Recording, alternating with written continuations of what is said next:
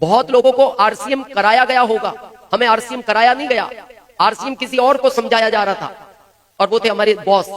जैसे हम 26 जुलाई 2002 की घटना है, हम अपनी ऑफिस में इंटर हुए तो हमारे बॉस को आरसीएम का प्लान दिखा रहा था कोई, जैसे आपको कभी दिखाया गया होगा। हमें नहीं दिखाया जा रहा था, किसको? बॉस को।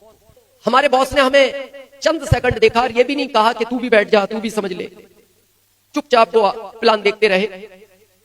जब वो प्लान खत्म हुआ 30-35 मिनट के बाद, तो उस व्यक्ति ने हमारे बॉस को पूछा, यू आर इंटरेस्टेड? तो बॉस का जवाब था, आई एम नो इंटरेस्टेड, मैं इस तरह के काम नहीं करता, आप जा सकते हो। हमने कहा आपको उसको चाय की तो पूछना था, पानी पिलाना था। बोले तू अपना काम कर, ऐसे बहुत आते हैं लोग। हमने कहा वो रोज करते हैं, आज भी करेंगे, पर हमने उनको कहा आप एज में बड़े हो और हमारे ऑफिसर हो, तो हमें एक चीज बताओ, हमें तो काम अच्छा लगा, पता नहीं आपको क्यों बुरा लगा, पर इस काम को किस तरह के लोग कर सकते हैं? तो उन्होंने हमें 5 जवाब दिए। पहला, इस काम को वो करता है जिसमें अकल नहीं होती। दूसरा, इस काम को वो आदमी करता है जिसके पास पहले से कोई काम नहीं है। तीसरा, इस काम को वो व्यक्ति करता है जो पढ़ा लिखा नहीं होता।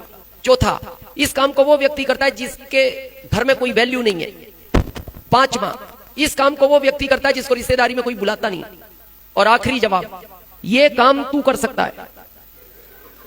आप समझ गए इनडायरेक्ट वो क्या कहना चाहते हैं? पहले से कपड़े का व्यापारी हूं, भिलवाड़ा में कपड़े का फैक्ट्री है मेरा, और पूरे भारत में हर स्टेट में, ऐसा कोई भारत का राज्य नहीं है जहां मेरा कपड़ा नहीं बिकता है, और विश्व के कुछ कंट्रीज में कपड़ा एक्सपोर्ट भी करता हूं। तो मैं क्या एसी कैबिन में बैठ के अच्छा खासा पैसा कमा रहा हूं। तो मुझे लगता था यार ये फिर टाई पहन के और गांव गांव जाकर के ये आरसीएम करने की क्या जरूरत है, पैसा ही तो कमाना है, तो वो तो मैं कमा रहा हूं। तो पैसा मैं कमा रहा हूं तो फिर मुझे ये आरसीएम करने की क्या जरूरत है? हो सकता है आप में से भी जो नए साथी आज आए हैं, ऑलरेडी आप पैसा कमा रहे होंगे। किसी का कोई कपड़े का दुकान होगा, किसी का किराने का व्यापार होगा, किसी के खेती बाड़ी से बहुत अच्छी इनकम आ रही होगी, कोई फाइनेंस के बिजनेस में होगा, कोई माइनिंग के बिजनेस में होगा, कोई पॉलिटिक्स में होगा, किधर भी होगा। पैसा हम कहीं भी कमा सकते हैं। तो मेरे को ये लगता था कि पैसा कमाना ही जिंदगी में इंपॉर्टेंट होता है, और इस एक गलतफहमी की वजह से 22 साल इस सिस्टम से मैं दूर रहा। 22 साल तक मुझे समझ नहीं आया, पर 22 साल बाद एक वैश्विक घटना घटती है, जो कोविड आया था। और कोविड आया तो पूरी दुनिया में लॉकडाउन लग, सब कुछ बंद हो गया, सब घरों में बंद थे, सब कुछ बंद हुआ तो मेरी फैक्ट्री भी बंद हो गई। फैक्ट्री बंद हुई तो इनकम आना भी बंद हो गई। अब कुछ दिनों तो लॉकडाउन में बड़ा मजा आया था, घर में सबके साथ रह रहे थे, अच्छा लग रहा था।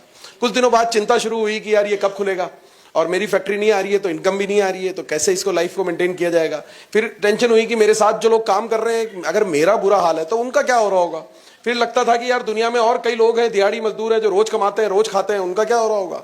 और ऐसे पूरी दुनिया का दायरा टेंशन में था कि यार कई लोग कहीं नौकरी करते हैं, कहीं कुछ और करते हैं, बैंक में जो लोग काम करते हैं, क्या हो रहा होगा। तो सोचते सोचते आरसीएम वालों की भी टेंशन हुई कि यार आरसीएम वालों का क्या हो रहा होगा। पर मैंने इनको चेक किया था, यार इनके तो मजे हो रहे थे। कोरोना आ रहा है, पूरी दुनिया बंद है, पर इन लोगों के चेक आना बंद नहीं हुए।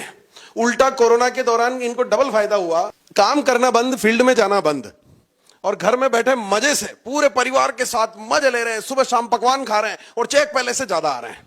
तो पहली बार जिंदगी में मुझे यह लगा कि यार ये इस सिस्टम में कुछ तो बहुत बड़ी पावर है, जिसको मैंने नहीं समझने की गलती अब तक की है, पर समझने का कोशिश मैंने पहली बार तब की। अच्छा, पहली बार में भी मैंने इसको शुरू तक करना शुरू नहीं किया, 3 साल लगा इसको समझने में कि ये मुझे करना चाहिए कि नहीं करना चाहिए, क्योंकि मैं पहले से कुछ अच्छा कर रहा हूं।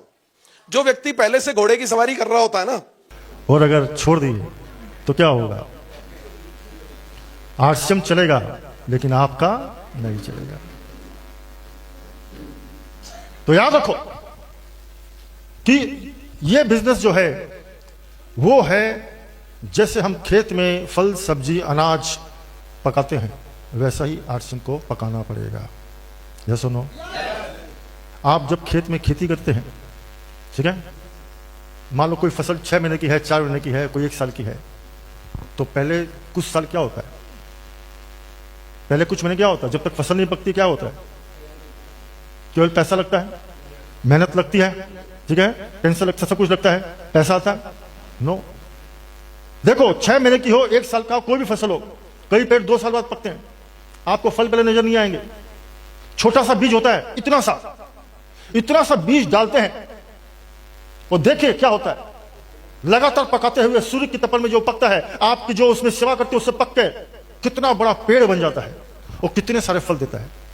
और जब फसल पक जाती है पैसा कितने दिन में आता है?